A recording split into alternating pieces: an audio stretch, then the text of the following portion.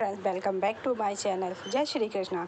गांधारी और धृतराष्ट्र के सामने युद्ध में हारने के बाद दुर्योधन ने क्या कहा, उससे पहले जानते हैं कि दुर्योधन को उनकी माता जब अमरतत्व देना चाहती थी तो कैसे वो उससे दूर हो गए। पौराणिक कथाओं के अनुसार गांधारी को भगवान शिव से वरदान था कि जब वह कभी अपनी आंखों की पट्टी खोलकर किसी को भी देख लेगी, उसका शरीर लोहा बन जाएगा। इसी वरदान को पूरे महाभारत में निमित्त माना गया है। महाभारत इतिहास का सबसे बड़ा युद्ध माना जाता है। इस युद्ध में धर्म की जीत हुई थी। कौरवों को अधर्मी कहा गया, जबकि पांडवों को धर्म का पालन करने वाले योद्धा के रूप में जाना गया। इस कथा की पात्र गांधारी को सबसे शक्तिशाली रानी के रूप में माना जाता है, जो राजा धृतराष्ट्र की पत्नी और दुर्योधन की मां है।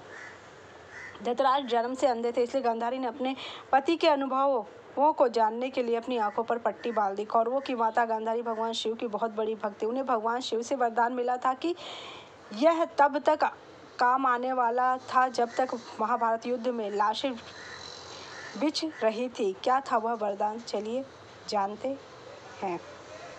पौराणिक कथाओं के अनुसार गांधारी को भगवान शिव से यह वरदान मिला था कि जब वह कभी अपनी आंखों की पट्टी खोलकर जिसको भी देखेगी, उसका शरीर लोहे का बन जाएगा। तभी महाभारत युद्ध के दौरान उन्हें अपने बड़े बेटे दुर्योधन को बचाने के लिए उसे निर्वस्त्र बुलाया। अगर यहाँ भगवान श्री कृष्ण अपनी चाल ना चलते तो पांडवों का द्रौपदी को दिया हुआ वचन पूरा नहीं हो पाता और महाभारत की कहानी कुछ और हो जाती। कभी दुर्योधन मरता ही नहीं। गांधारी ने पुत्र मोह में आकर अपने अधर्मी पुत्र को बचाने के लिए पट्टी खोलने का फैसला लिया, ताकि उसका पुत्र वज्र का बन जाए और युद्ध में उसे कोई भी पराजित ना कर पाए। गांधारी ने दुर्योधन से कहा कि तुम मेरे सामने बिना निर्वस्त्र के आना, शरीर पर कुछ भी नहीं होना चाहिए। तभी श्री कृष्ण दुर्योधन के पास जाते और कहते हैं कि तुम्हें तुम्हारी माता पहली बार देखेगी और तुम उनके सामने ऐसे जाओगे, इसलिए शर्म की वजह से दुर्योधन ने कमर पर केले का पट्टा लपेट लिया था, जिससे उनकी जांघ कमर लोहे की ना बन पाई और दुर्योधन की यह गलती उनको अंत में भारी पड़ गई। पांडवों ने दुर्योधन को वचन दिया था कि वह युद्ध में उसकी जांघ तोड़ देंगे, क्योंकि जब द्रौपदी का चीरहरण हो रहा था तब उसने द्रौपदी को कहा था पूरी भरी सभा में कि आके मेरी जंघा पे बैठ जाओ। तब भीम ने प्रतिज्ञा ली थी कि वह तक युद्ध में उसकी जंघा तोड़ नहीं लेगा, तब तक वह अपने पूर्वजों को मुंह नहीं दिखाएगा। और उसने द्रौपदी को अपनी दासी के रूप में भी संबोधित किया था। तो धृतराष्ट्र और दुर्योधन का अंतिम संवाद क्या था? युद्ध हारने के बाद दुर्योधन जब मृत्युशैया पे पड़े थे, तब यह संवाद महाभारत के 18वें दिन युद्ध के बाद का है, जब दुर्योधन मृत्युशैया पे युद्ध में हारने के बाद दुर्योधन गांधारी धृतराष्ट्र के सामने आता है।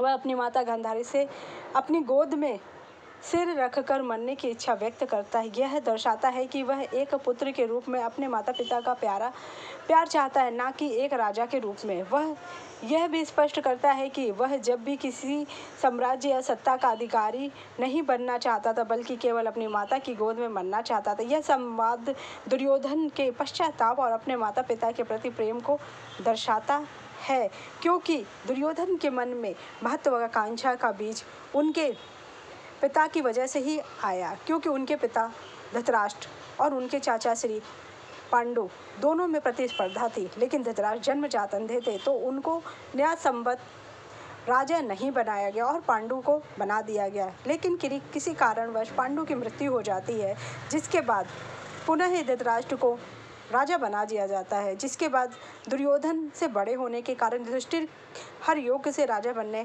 लायक थे। फिर भी दुर्योधन के मन में ये इच्छा बचपन से प्रकट हो जाती है कि मुझे ही राजा बनना है, क्योंकि धृतराष्ट्र खुद भी चाहते हैं कि उनका पुत्र राजा बने। जो कुछ उनके साथ हुआ उनके पुत्र के साथ ना हो। ये महत्वाकांक्षा को हवा देने का और आग में घी डालने का काम शकुनी ने किया, क्योंकि शकुनी का भी एक प्रण है कि वो पूरे कौरव वंश का नाश कर देगा। जिस तरह उसके परिवार को तिल तिल के मरना पड़ा, उसी तरह कौरव और पांडवों को भी मरना पड़ेगा। वो चाहता था कि महाभारत का युद्ध रचा जाए, क्योंकि उसके पिता का वचन दिया था, इसीलिए उसके पैरों को उसके भाइयों ने तोड़ दिया। इसीलिए वह चाहता है कि महाभारत के युद्ध में उसी तरीके से उसका भी सर्वनाश हो, पतन हो, जिसके उसके पूरे खानदान का सर्वनाश और पतन हो गया। जिस तरीके से वह अपमानित हुआ, जिस तरीके से उसने अपनों को खोया, उसी तरीके से धृतराष्ट्र भी अपनों, क्योंकि धृतराष्ट्र ने उसके परिवार को कारावास में डाला था और उन लोगों को तिल तिल मरने के लिए छोड़ दिया था। गलती बस इतनी थी कि उसे शादी से पहले गांधारी का विवाह एक बकरे से करा दिया गया था और बकरे की बलि दे दी गई थी, क्योंकि गांधारी की कुंडली में दोष था, जिस कारण से गांधारी विधवा हो गई, जिसका कि धृतराष्ट्र को बहुत बुरा लगा कि उसका विवाह एक विधवा से हो गया। इस कारण से वह सबसे प्रतिशोध लेना चाहता था, इसीलिए वह उनको एक वक्त का एक मुट्ठी भोजन देता था। 100 पुत्रों में एक मुट्ठी वक्त का भोजन कैसे भला किसी का पेट भर सकता है।